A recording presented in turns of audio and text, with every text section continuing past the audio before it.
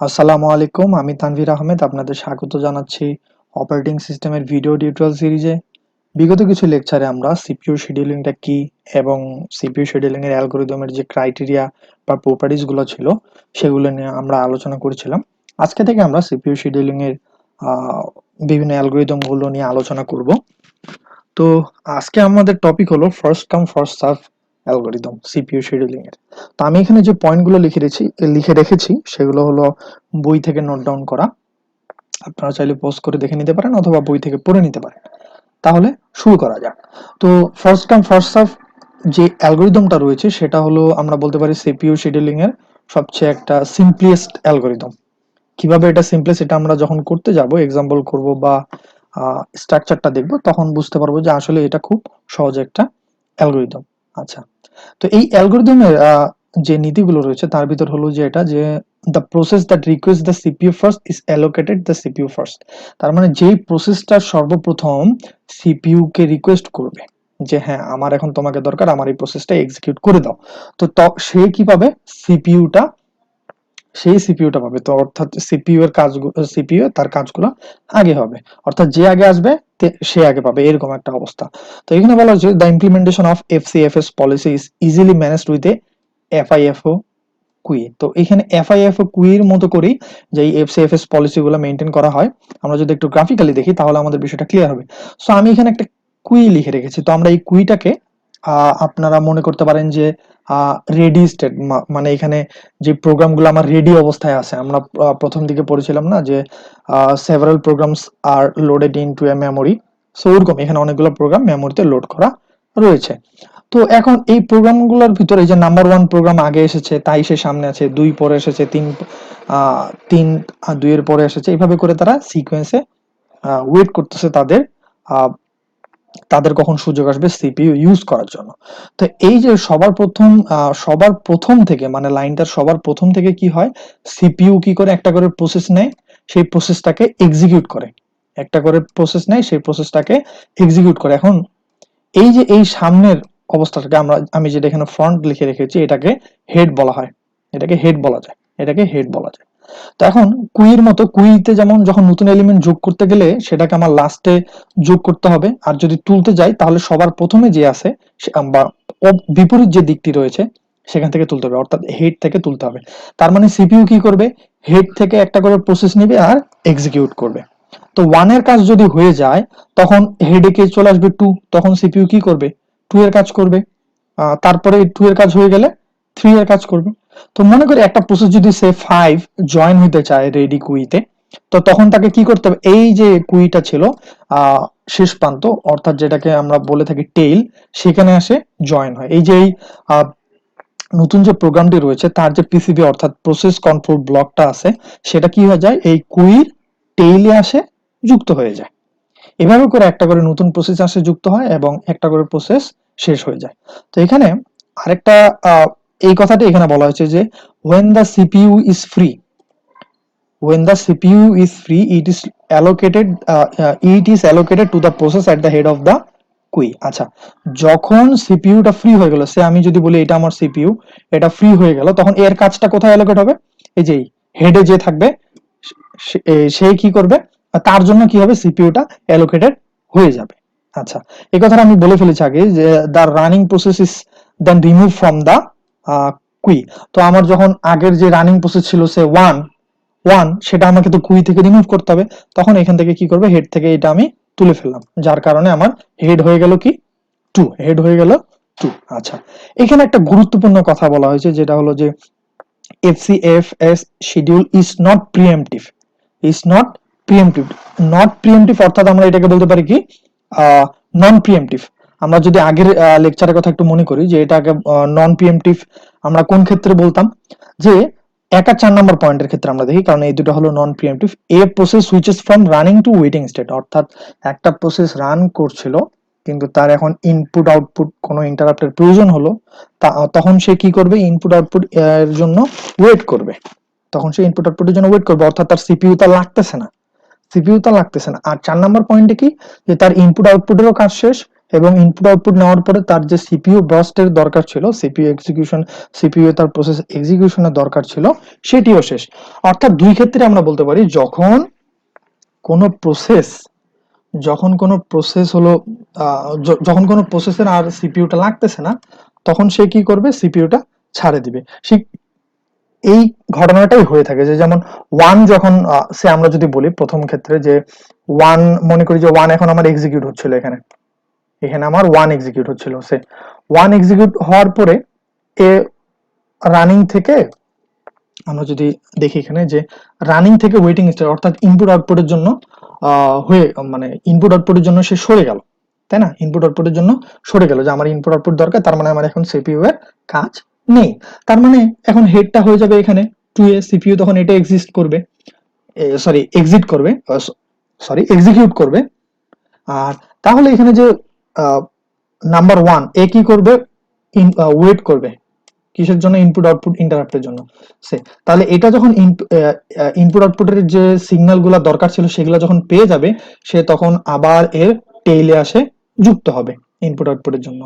আচ্ছা, এই তার মানে আমরা একটা জিনিস ক্লিয়ার, যে যখন একটা প্রসেস আমার চলবে এফসিএফএস রুলস অনুযায়ী, তখন যতক্ষণ পর্যন্ত তার সিপিইউ দরকার ততক্ষণ পর্যন্ত সে সিপিইউটা ধরে রাখবে, ক্যাপচার করে রাখবে, সে অন্য কাউকে দিবে না। আমরা যদি এখানকার দ্বিতীয় এবং তৃতীয় নাম্বারটাতে দেখি, যখন রানিং স্টেট থেকে আমি রেডি স্টেটে গিয়েছিলাম, তখন কিন্তু শিডিউলারের কাছে দুইটা অপশন ছিল, সে রেডি থাকা অবস্থায় আগে যেই প্রসেসটা চলছিল সেটাকেই দেওয়া, অথবা নতুন কোনো প্রসেসকে দেওয়া। এই যে ওয়েটিং থেকে আবার যখন রেডি স্টেটে গেল, হয় সেটাকেই দেওয়া অথবা নতুন কোনো প্রসেসকে দেওয়া। এক্ষেত্রে এখানে কিন্তু কাজটা কমপ্লিট হয়নি, এই দুটোতে কোনোটা কাজ কমপ্লিট হয়নি, তো এই ক্ষেত্রে কিন্তু সেটা সম্ভব হচ্ছে না। তার মানে আমি আমার যতক্ষণ পর্যন্ত আমার সিপিইউ দরকার সেটা না হওয়া পর্যন্ত আমি সিপিইউটা পরের প্রসেসকে ছেড়ে দিব না। যেমন ওয়ানের এখন ইনপুট আউটপুটের ইন্টারাপ্টের দরকার, তাই সে সিপিইউটা ছেড়ে দিয়েছে, অর্থাৎ আমার কাজ না হওয়া পর্যন্ত আমি কাউকে সিপিইউটা ছেড়ে দিচ্ছি না। একবারে হয় সেটা কমপ্লিট হয়ে গেলে, অথবা মনে করি আমার এখন ওয়েটিং, এখন আমার ইনপুট আউটপুটের জন্য ওয়েট করতে হবে, তখন আমি সিপিইউটা ছেড়ে দিতে পারি। এই দুই ক্ষেত্রে ছাড়া অন্য ক্ষেত্রে এই সিপিইউটা আমরা ছেড়ে দিতে পারি না। এর একটা বাস্তব উদাহরণ যদি আমরা একটু কল্পনা করি, সে কোনো কাউন্টারে, বা আমরা মনে করি একটা দরজা দিয়ে শুধুমাত্র একজনই বের হতে পারবে কোনো একটা শপিং মল থেকে, তো তার পিছনে যে লাইনগুলো রয়েছে, পিছনে যে লাইনটি রয়েছে সেখান থেকে কিন্তু যে সবার শেষে আছে সে কিন্তু আগে ওই দরজা দিয়ে বের হয়ে যেতে পারে না, সামনে যে থাকে সেই বের হয়ে যায়। অর্থাৎ সামনের জন যতক্ষণ না পর্যন্ত বের হয়ে যাচ্ছে, ঠিক তার পরের জন কিন্তু বের হতে পারবে না। তো এটা একটা বাস্তব উদাহরণ আমাদের এই ফার্স্ট কাম ফার্স্ট সার্ভের। আচ্ছা, তাহলে আমরা এখন পরবর্তী দিকে আগাই। তো এখানে একটা বিষয় লক্ষ্য করলে বোঝা যাবে যে এই আমি রেড কালারে লিখে রেখেছি, the average waiting time under FCFS policy is often quite long. এই যে ওয়েটিং টাইমটা কি অফেন কোয়াইট লং, কারণ আমি একটা মনে করি যে আমার এই যে সামনের প্রসেসটা যদি খুব লং হয়, সে 1 নম্বর প্রসেসটা যদি খুব লং হয়, আর এই প্রসেসগুলো যদি খুব ছোট হয়, 1 নম্বর প্রসেসটা খুব লং হয় এবং এগুলো ছোট হয়, তাহলে এই 1 নম্বর প্রসেস কিন্তু এক্সিকিউট হতে আমার অনেক টাইম লাগবে। 1 নম্বর প্রসেসটা এক্সিকিউট হতে আমার অনেক টাইম লাগবে। তো এই সময় কি করতে হবে, 2 3 4 5 কে বসে থাকতে হবে। তো এদের ওয়েটিং টাইমটা কিন্তু খুব লং হয়ে যায়। তো আমরা যদি এটা একটা এক্সাম্পলের মাধ্যমে দেখি, তাহলে আমাদের জন্য বিষয়টা একদম ক্লিয়ার হয়ে যাবে। তো আমি এখানে একটা এক্সাম্পল লিখে রেখেছি, আমরা একটু লক্ষ্য করি। সো এখানে কিছু প্রসেস দেওয়া আছে, 3টা প্রসেস দেওয়া আছে, P1 P2 P3। সো আমি ধরে নিয়েছি সবগুলা প্রসেস একদম একই টাইমে এসেছে, একদম একই টাইমে এসেছে, 0 যখন অ্যারাইভাল টাইম তাদের কি 0, অর্থাৎ তারা একই সময়ে সিপিইউর কাছে এসেছে। আচ্ছা, এখন আমরা একটু যদি চিন্তা করি, সে P1 এর বাস টাইম দেওয়া আছে 24, সে এখানে মিলি সেকেন্ড হতে পারে, যে কোনো একটা ইউনিট। সো আমি ধরে নিলাম এখানে একক দেওয়া রয়েছে মিলি সেকেন্ডে, ঠিক আছে। তো P1 এর বাস টাইম দেওয়া আছে 24, এই কথাটার অর্থ হলো যে P1 এর প্রসেসের কাজটা সিপিইউ তে হলো 24 মিলি সেকেন্ড, অর্থাৎ তার 24 মিলি সেকেন্ড ধরে সিপিইউ তে কাজ রয়েছে। আর P2 এর কাজ রয়েছে কি 3 মিলি সেকেন্ড, P3 এরও কাজ রয়েছে কি 3 মিলি সেকেন্ড। আচ্ছা, আমরা যদি এভাবে করে অ্যালোকেট করি, তাহলে 0, আমরা তো জানি যেহেতু এফসিএফএস হলো নন প্রিএমপ্টিভ, অর্থাৎ একজনের কাজ শেষ হওয়ার পরে পরবর্তী জন কাজ করতে পারবে। আচ্ছা, যদি এখানে P1 তাহলে শুরু থেকে শুরু করলো, সে আমি ধরে নিলাম, লিখলাম এখানে, আমি এখানে লিখছি যে P1 এর কাজ শুরু হলো 0 মিলি সেকেন্ড থেকে, 0 মিলি সেকেন্ড, তাহলে শেষ হবে কোথায়? P1 এর কাজ শেষ হবে 24 মিলি সেকেন্ডে। তাহলে আমি এখানে লিখি, এখানে 24 মিলি সেকেন্ডে P1 এর কাজ শেষ হবে। আচ্ছা, এখন P2 এর জন্য কতটুকু দরকার? 3 মিলি সেকেন্ড। P2 এর জন্য দরকার 3 মিলি সেকেন্ড। তাহলে 24 এর সাথে আরো 3 যোগ করলে কত পাবো? তাহলে 24 এ সে শুরু করলো কি? P2, তাহলে আর 3 যোগ করলে পাবো আমি এখানে 27, অর্থাৎ P2 এর কাজ শেষ হচ্ছে 27 মিলি সেকেন্ডে, শুরু থেকে আমরা যদি হিসাব করি। আর P3, আর P3 এর ক্ষেত্রে কি হচ্ছে? P3 তাহলে এটা P2 এর শেষ হওয়ার পরে শুরু করছে, তাহলে P3 এর জন্য আরো 3 যোগ করলে পাবো আমরা কি? 30, অর্থাৎ P3 কাজ শেষ হচ্ছে কি? শেষ হচ্ছে 30 মিলি সেকেন্ডে। আচ্ছা, এখন আমরা একটা বিষয় যদি এখানে একটু লক্ষ্য করি, আমি গ্রাফিক্যালি দেখাই, এখানে কি ঘটছে যে সবাই কিন্তু এসেছিল 0 টাইমে, 0 মিলি সেকেন্ড যখন, সরি 0 টাইমে, মানে একই সাথে এসেছিল। আচ্ছা, তাহলে 0তে আসার পরে P2 কখন সিপিইউর অ্যাক্সেস পাচ্ছে? সিপিইউর অ্যাক্সেস পাচ্ছে 24 মিলি সেকেন্ড পরে। 24, সেই 0তে এসে অ্যাক্সেস পাচ্ছে কত? 24 মিলি সেকেন্ড পরে। আর P3 0তে এসে তার কতটুকু পরে অ্যাক্সেস পাচ্ছে? 27 মিলি সেকেন্ড পরে অ্যাক্সেস পাচ্ছে। তাহলে আমরা যদি দেখি, তাহলে তাদেরকে কতটুকু ওয়েট করতে হচ্ছে? P1 কে তো ওয়েট করতে হচ্ছে না, সে আসার সাথেই অ্যাক্সেস পেয়েছে, তার ওয়েটিং টাইম 0, তার ওয়েটিং টাইম 0। আচ্ছা, আর হলো এগুলোকে আমরা কমপ্লিশন টাইম বলতে পারি, যে কখন কাজটা কমপ্লিট হয়েছে। P1 এর কমপ্লিশন টাইম হলো 24। আমি এখানে বলি যে P1 টা শেষ হয়েছে কখন? 24 মিলি সেকেন্ডে, তাহলে এটা কি? P1 এর কমপ্লিশন টাইম। আর P2 এর কাজটা শেষ হয়েছে 27 এ, তাহলে এটা হলো কি? P2 এর কমপ্লিশন টাইম। আর P3 এর কাজটা শেষ হয়েছে 30 মিলি সেকেন্ডে, তাহলে এটা হলো কি? এর কমপ্লিশন টাইম। তো আশা করছি আপনারা কমপ্লিশন টাইমটা কি সেটা আপনারা বুঝে ফেলেছেন।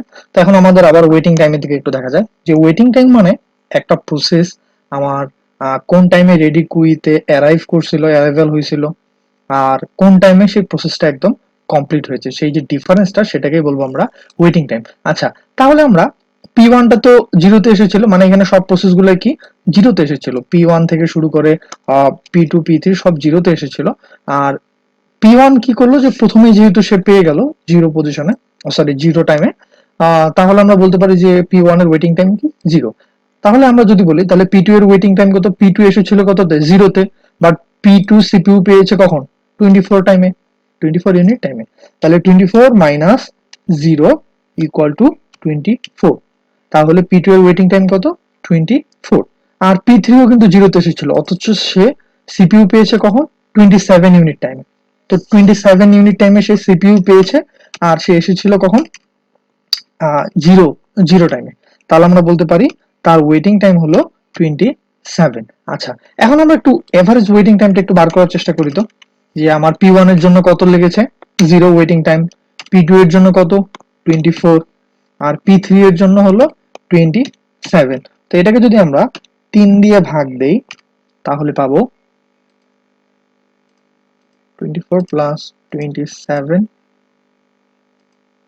ভাগ 3, অর্থাৎ আমার এখানে ওয়েটিং টাইম হলো 17 মিলি সেকেন্ড। এখানে আমার ওয়েটিং টাইম হলো 17 মিলি সেকেন্ড। আচ্ছা, তাহলে আমরা একটা কাজ করি, তো যদি আমার এই প্রসেসগুলোকে আমি আগে P2 টা এক্সিকিউট করে, তারপরে P3, তারপরে P1, তাহলে কি হয়? P2 আগে, তারপরে P3, তারপরে P1, তাহলে কি হতে পারে? তাহলে P2 কে যেহেতু আমি আগে দিলাম, তাহলে P2 আমার সিপিইউটা কখন অ্যাক্সেস পাবে? 0 টাইমে। আচ্ছা, P2 এর বার্স্ট টাইম কত? অর্থাৎ সে কতক্ষণ ধরে কাজ করবে সিপিইউ তে? 3। তাহলে আমরা বলতে পারি যে P2 এর কমপ্লিশন টাইমটা হবে 3। P2 এর কমপ্লিশন টাইমটা হবে 3। আচ্ছা, 3 তে তাহলে আমার সিপিইউ এর কাজটা কে পেলো? P3 পেলো। তো P3 আমি জানি বার্স্ট টাইমটা হলো 3 মিলি সেকেন্ড। তাহলে এখানে 3 এর সাথে 3 যোগ করলে হবে কত? 6। অর্থাৎ আমি বলতে পারি P3 কমপ্লিশন টাইমটা কত? 6 মিলি সেকেন্ডে। আর P1 কে কি করেছিলাম? P1 এর বার্স্ট টাইম হলো 24। তাহলে 6 এর সাথে 24 যোগ করলে হচ্ছে আমার 30, অর্থাৎ P1 শেষ হচ্ছে 30 তে। P1 শেষ হচ্ছে 30 তে। তো আমরা এখন এইভাবে যদি এভারেজ ওয়েটিং টাইমটা বার করতে যায়, তাহলে কি দাঁড়াচ্ছে যে P2 এর জন্য 0, হ্যাঁ, P3 এর জন্য 3, ও সরি সরি সরি, আমি একটু ভুল করলাম এখানে। আচ্ছা, P2 এর জন্য কত? P2 তো 0 তে এসেছিল, সে 0 তে এক্সেস পেয়েছে, তাহলে P2 এর জন্য আমার ওয়েটিং টাইম হলো 0। আর P3 এসেছিল 0 তে, সে এক্সেস পেয়েছে 3 তে, তাহলে এর ওয়েটিং টাইম কত হচ্ছে? 3 - 0 মানে 3। আর P1 এর কত? সরি, হ্যাঁ, P1 এসেছিল 0 তে, কিন্তু সে এক্সেস পেয়েছে কততে? 6 এ, 6 মিলি সেকেন্ডে এক্সেস পেয়েছে। তাহলে আমরা বলতে পারি এর হলো ওয়েটিং টাইম 6 - 0 = 6। এখন যদি এটাকে আমরা 3 দিয়ে ভাগ দিই, অর্থাৎ 9 কে 3 দিয়ে ভাগ দিলে পাবো আমরা 3 মিলি সেকেন্ড। অর্থাৎ এখানে একটা জিনিস লক্ষণীয়, যে আমরা যদি এভাবে করে সাজাই, অর্থাৎ ছোট বার্স্ট টাইম যার, তাকে যদি আগে নেই, তাহলে কিন্তু আমাদের ওয়েটিং টাইমটা হিউজ পরিমাণে কমে যাচ্ছে। এখানে 17 আর এখানে 3, হিউজ পরিমাণে কমে যাচ্ছে। এটাই এখানে বলা হয়েছে যে it would be disastrous to allow one process to keep the CPU for extended period. আমরা যদি P1 কে বলি, P1 এর এটা অতিরিক্ত সময় না, 24 মিলি সেকেন্ড বার্স্ট টাইম, তাকে আমি P1 কে ছাড়ে দিচ্ছি। তো এটা করলে কিন্তু খুব খারাপ একটা সিচুয়েশন হতে পারে, সিপিইউ অনেক স্লো হয়ে যেতে পারে, সেই কথাটি এখানে বলা হয়েছে। এরকম অনেক লং লং প্রসেস যদি আমার এরকম এফসিএফএস এ চলে, তাহলে কিন্তু একটা খুব বড় সমস্যা দেখা দেবে, পিসি আমার স্লো হয়ে যেতে পারে। তো পরবর্তীতে আমরা এরকমই কিছু আরো সিপিইউ শিডিউলিং এর অ্যালগরিদম নিয়ে আলোচনা করব। দেখা হবে সেসব টিউটোরিয়ালে। আজকের মতো এ পর্যন্তই। আল্লাহ হাফেজ।